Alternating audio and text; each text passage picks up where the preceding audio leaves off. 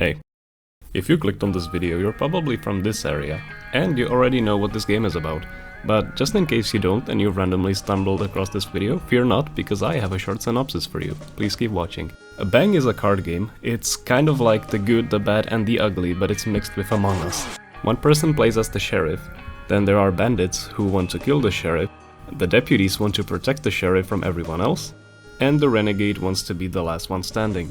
However, nobody knows which role anyone else is, except for the sheriff. Everyone knows who the sheriff is. And also everyone gets a different character with a unique ability, which we will go through now.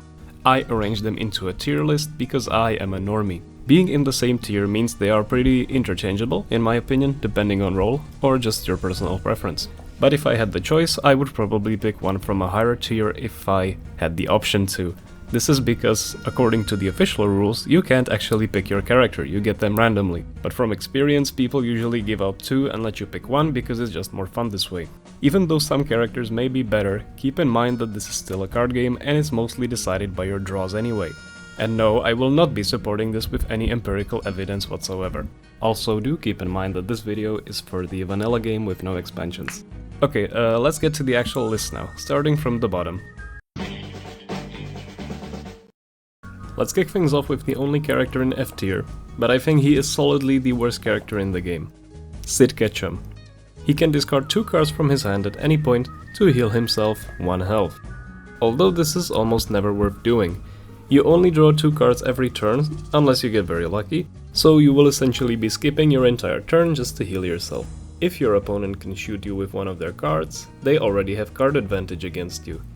Now you might be saying, oh, this is good, I'm just going to discard the cards that I don't need. But the problem is, cards in your hand are always useful even if you don't intend to use them, because they protect your actual good cards against hand removal. And what if the cards you have already mitigate damage? A significant portion of the card deck are dodge cards. Do you throw away the dodge, plus 1 more card to heal yourself just for the added versatility of being able to use it against sources of damage that can be dodged? Pretty sure this becomes even worse if you play with the Dodge City expansion, because it adds so many more ways to mitigate damage. And speaking of Dodge City, a new character was introduced in this expansion who just so happens to do the exact opposite of Sid Ketchum, Chuck Wingham. And he might actually be the best character in the game. Turns out having a lot of cards is pretty good, who knew? But even Sid Ketchum does have some niche applications. If one of your friends is still alive, you can be a sort of meat shield for him, and you throw away your cards every turn to buy time and force your opponent to shoot through your regeneration. As you can see though, this pretty much entitles you to eventually lose anyway, so this ability is pretty bad and it lands Sid Ketchum alone in the F tier. Moving up to the D tier, it starts to look a little more lively. Vulture Sam is probably the most obviously bad character in the game. This is because it's very likely that this ability will do literally nothing. Whenever another player dies, Vulture Sam grabs all of their cards. That includes all their cards in hand, and also all of their equipment. Now think about it for a second. Why do players usually die? Yeah, exactly, they run out of cards. So, unless they die to something stupid, like dynamite, you will usually only get like maybe 1 low quality card from hand and maybe a blue card if you're lucky. Not to mention that if you die first, you obviously won't benefit from this at all. So yeah, it's not very good. It notably becomes better with more players, but I think it's still a very below average character. The other character in D tier is Lucky Duke. Whenever he draws, he looks at the top 2 cards and picks 1. Wow, that sounds pretty OP, right? Why is he so low? Well, that's because this draw is not actually drawing cards. It only applies to 3 cards, Jail, Dynamite and Barrel. And this draw refers to drawing a card from the deck to determine whether they proc or not. So let's disregard the fact that hard cards are more likely to stay in people's hands and just assume that it's an equal chance that you draw each symbol, so 25%.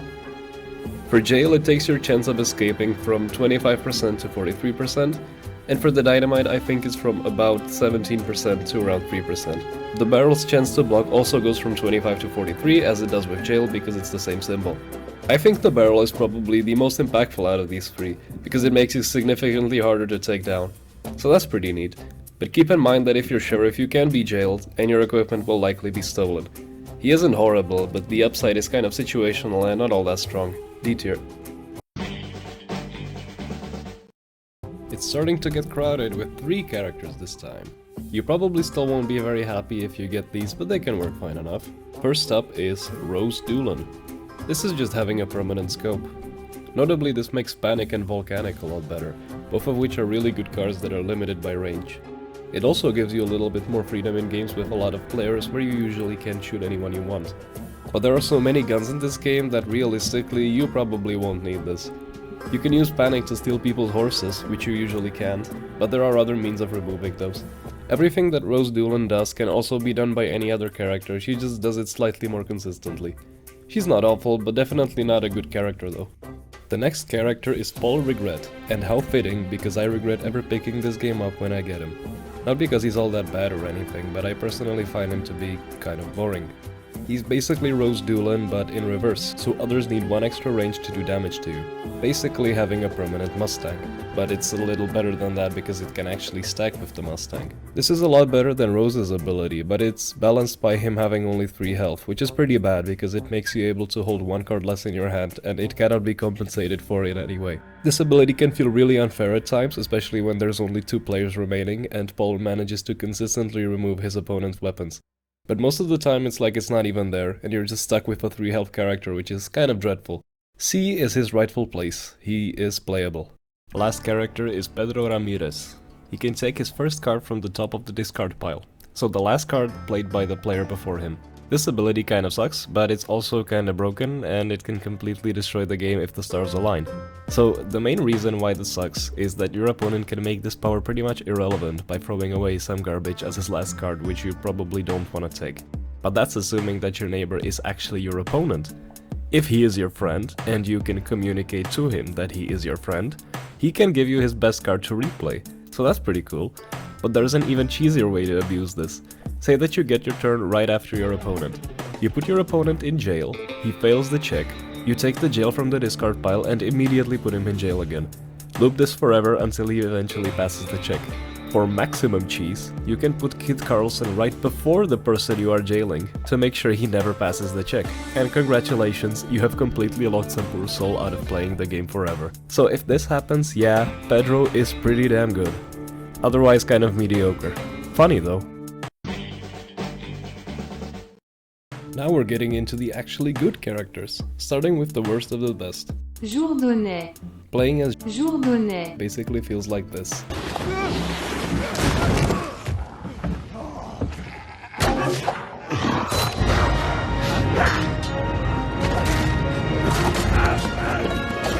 He has a permanent barrel, which is one of the better cards in the game. If you get 2 barrels, it stacks with itself, which is the same as Lucky Duke, giving you a 43% block chance. But you actually get something out of it without equipping the barrel in the first place, because you get half of it baseline. On average, I'd say this is kind of like getting 2 or 3 more health during the course of the average game. Naturally, the longer you survive, the better this gets, especially with the power of alcoholism. It's quite nice to have, definitely a good ability, but not that much to write home about. Moving on to El Gringo. This is an interesting one. Right off the bat, only 3 health. Oof, that means he dies to dynamite, which is pretty bad. But whenever someone deals damage to him, he steals a card from their hand. And that's any damage, even if it doesn't target him directly, but he gets hit with collateral damage. This makes him almost impossible to kill quickly. It always has to be a battle of attrition against him. And make sure you aren't giving him any good cards that would make him mitigate even more damage. Say your hand looks like this, for example. Would you shoot him? No, obviously you wouldn't. The only downside is that this ability is, to some extent, in the opponent's hands. Even then it's mostly a deterrent, because you can't feasibly shoot him without giving him a good card. I guess you can shoot him if you have 0 cards in hand, but that already means you're pretty screwed. If he had 4 health, he might be the best character in the game. In this state though, he's still good, but kind of struggles with aggression because of his low health. He is incredibly difficult to take down as a sheriff though. His biggest problem is that he often simply isn't that big of a threat, so he is a bit role dependent. Pretty good though, and pretty fun as well. Next we have Blackjack. Every turn he has about a 50% chance to draw an extra card. Drawing 3 cards is obviously very good. So good in fact that in the expansion Pixie Pete has that exact ability, but only has 3 health to boot. Let's say for the sake of simplicity that he draws 3 cards every other turn. That's quite nice, but it seems a lot better than it is, because a lot of the time you don't actually get more than a few turns, because playing aggressively and focus firing is very good in this game. It's a pretty consistent ability though, independent from your opponents. It's quite nice to have. It makes him a solid, good character. The last character is Susie Lafayette. I think this is probably the worst designed character in the entire game. Whenever you run out of cards, you draw a card. Wow, infinite card draw, look at that. Well, not really. You might draw a dodge on your turn, or get a blue card and be forced to replace your good weapon, or get a bang when you can't shoot anymore. You get the point. So it is a bit draw dependent, but it makes you able to have some really insane turns if you get lucky. However, staying at low cards is pretty dangerous, especially on your opponent's turns. When they find out that your last card isn't a dodge, they will blast you. This character can feel completely overpowered at times, but that's the thing. She's overpowered sometimes. In most cases, it's more like a second chance when you run out of cards, which is just okay. She goes to the top of B. Kicking off A tier is Bart Cassidy. Every time he takes damage, he draws a card. So it's a little bit like El Gringo, but isn't influenced by your opponent. Not to mention that the cards you draw from the deck will be on average much higher quality than what your opponent decides to give you. And it doesn't immediately impact your opponent by stealing from their hand. But honestly, these two abilities are pretty comparable in power, and he gets to keep 4 health. Wow. This character is really difficult to kill, because he gets to draw so many extra cards while being shot at, which might be dodges, might be beers, or other useful stuff. It's also very reliable, because you will get shot at some point. You can also take damage on purpose to save your dodges for later when you know that it's safe. The only situation where this might be bad is if you're playing like a vice roll or something, and all the bandits go straight for the sheriff and completely ignore you, because you can't use your ability to make yourself shoot faster. But generally a very solid, consistent character who is very difficult to take down. He's an amazing sheriff. Next in the A tier is Willie the Kid. You might be surprised to see this character not at the top, as people tend to think that he is overpowered, but I really don't. He can fire as many bangs as he wants. This is basically a volcanic without the range limitation, which is really strong, as being able to do this at potentially any range is really good. But it is also very draw and roll dependent. He can do a lot of damage to someone who is out of cards while having a handful of cards himself. When you put it like that, it doesn't sound that great, but there can be situations where your hand is actually full of bang cards, like when you get lucky with the stagecoach. So it happens a lot more often than you think. He is a character that turns quantity into quality. The issue is that the quantity isn't always available. Really strong when it is though. His best role is probably the bandit. Actually, outlaw is the proper term, but whatever. His ability isn't that good in the other roles. Still a pretty great character though. Last A tier character is Jesse Jones. At the start of his turn, he can steal a card from someone else's hand instead of drawing one himself. This is basically like a free shot every turn. It's likely that you will hit a dodge or a beer with this, because that's just what people tend to keep in hand. But there are problems with this. Firstly, this is basically shooting. If the game is still in the state where people's roles are actually hidden, then it's a bit cumbersome to use without immediately revealing yourself. And by cumbersome, I mean practically impossible. Also, when I said it's a free shot, it's really not, because you're replacing one of your card draws with this. Generally, people don't really keep good cards in hand, and if you steal, chances are you will get some garbage. The card quality of your draws will be a lot lower, almost guaranteed that you will get a crappy card from the opponent. But then again, the idea of stealing someone's dodge and then shooting him is pretty good. In general, it's pretty good to take people's defensive cards. It usually is anyway. Jesse Jones is great at getting a long-term card advantage against a single person. Great character, A tier. And now we arrive at the triumvirate, the 3 best characters in the game, in my opinion. The first is Kit Carlson. When drawing, he gets to look at the top 3 cards in the deck and then picks 2, and puts the last one on top. On top, remember this is important. Getting to choose 2 cards from 3 to keep is incredibly good, much better than you think. It improves your card quality by a lot. Picking whatever you need in the given situation is a really valuable tool, it's a big deal. But that's not all this character can do. Remember Lucky Duke? Remember how Barrel, Jail and Dynamite is determined by the suit of the top card of the deck? You know where I'm going with this, right? You can make people more consistently die to Dynamite. That alone is really strong, but making sure that people skip their jail turn or fail the Barrel proc is also really nice. Overall, it's a really strong character, he's very fun to play. He's normally strong, sometimes kind of cheesy, but definitely deserves the S ranking. The number 2 spot goes to Calamity Janet. She can use bank cards to dodge and can use dodge cards to shoot, which I mean, I don't know how that works, but alright. This gives you so much versatility, but it's hard to describe exactly how good this is without experiencing it yourself. But I'll try anyway. So, Kit Carlson is good, right? You draw 3 cards and you choose 2. Well, for Janet, it's like, whenever you draw a dodge or bank, you also draw the other one, and then choose one to discard whenever you want. Dodge and bank are the 2 most plentiful cards in the deck, so this basically works all the time. It's really, really good. Not much more to say, really. Just a great character. And we will close it off with, in my opinion, the best character in the game, Slab the Killer. His shots require 2 dodges to evade. That's it. It's so simple, but his shots are extremely strong. While everyone is over here shooting each other with 19th century revolvers, Slab brought an anti-material rifle. Look at it this way. It's almost as if his shots could not be evaded at all. Because a lot of the time spending 2 dodge cards is actually worse than just taking the 1 damage from him, because you can dodge 2 more attacks from other people. If I'm Bart Cassidy, for example, no way in hell I'm giving up 2 dodges just to resist 1 damage. It's incredibly good, and as a sheriff, a Slab is your biggest nightmare. The only real downside to him is that he has no defensive capabilities whatsoever. Besides killing everyone else, I suppose. But that's not exactly rare, there's only like 5 characters with actual defensive utility.